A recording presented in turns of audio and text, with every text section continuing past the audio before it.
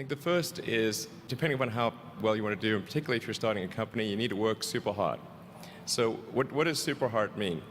Well, when my brother and I were starting our first company, instead of getting an apartment, we just rented a small office and we slept on the couch. And we showered at the YMCA, and we had just one computer. So the website was up during the day, and I was coding at night. 7 days a week, all the time.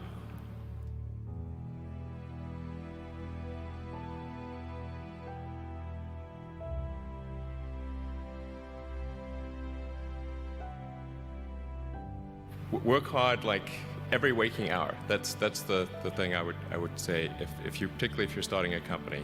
And I mean, if you do simple math, say like, okay, if somebody else is working 50 hours and you're working 100, you'll get twice as much done in the course of a year as the other company.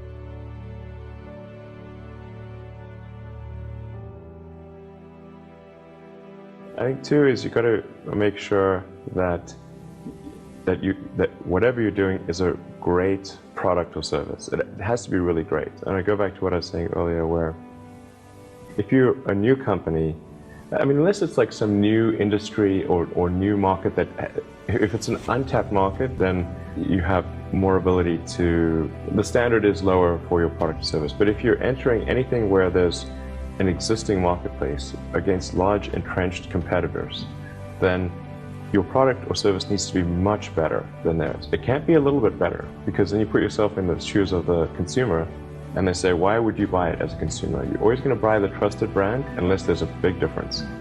So a lot of times entrepreneur will come up with something which is only slightly better. And it can't just be slightly better. It's got to be a lot better.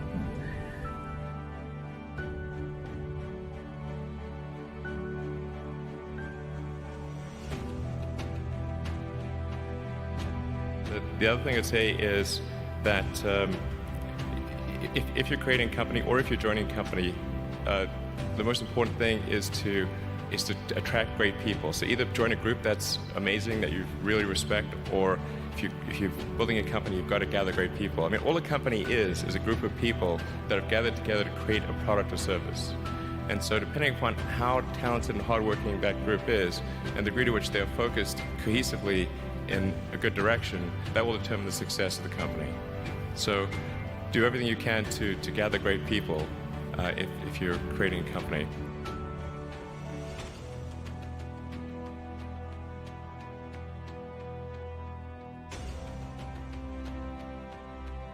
Then I'd say focus on signal over noise. A lot of companies get confused. They spend money on things that don't actually make the product better. So, for example, at Tesla, we've never spent any money on advertising. We put all of the money into R&D and manufacturing and design to try to make the car as good as possible.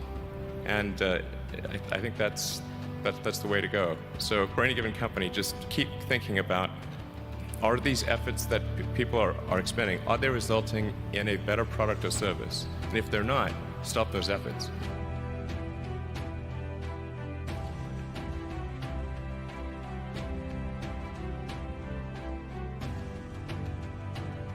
And then I think that the final thing I would encourage you to do is, now is the time to take risk.